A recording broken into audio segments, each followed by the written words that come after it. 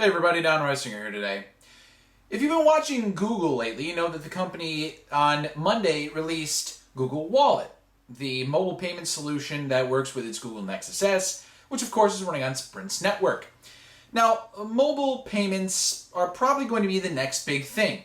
They allow smartphone owners to pay for purchases with only the tap of the Nexus S, for example, against the Google Wallet reader. Although Google is getting most of the attention in the space right now, I think we also need to think about Apple. See, right now, Apple is not competing in the space, and it doesn't have an iPhone with an NFC chip, a near-field communication chip, which makes all this possible. But rumors abound that Apple will, in fact, release the iPhone 5 soon, and that device will come with an NFC chip. If that happens, I think Google could be in big, big, big trouble.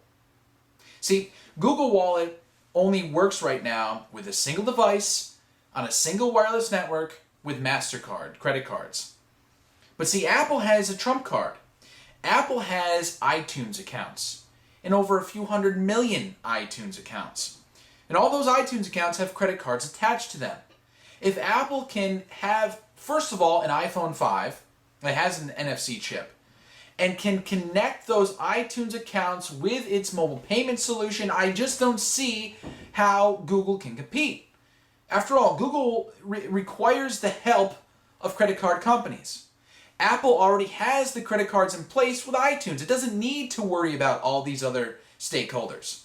Now, of course, I'm sure there'll be some legal wrangling back and forth and all the other things that go along with that. But at the end of the day, if Apple can combine an iPhone 5 with an NFC chip, with iTunes accounts, I just don't see how it won't dominate the marketplace. Now, of course, there are other elements here, and that is namely that merchants, retailers, need to support that NFC capability. And consumers that are worried about the possible security effects of it also need to jump on the bandwagon. But Apple has a unique ability to get consumers to do that. It's not Google.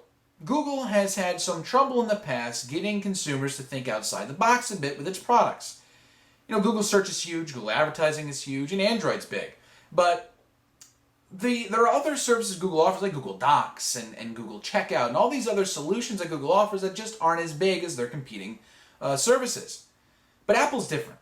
When Apple enters a market, it dominates that market. When Apple enters a market, it knows how to convey a message to that market. And I think it can do that with its own mobile payment solution. So keep a close eye on that. Google Wallet is a good first step, but I think Apple's solution could very well be that leap forward that we need to see mobile payment solutions explode. If you're an Apple investor, that's a good thing. If you're a Google investor, well, it could be some cause for concern.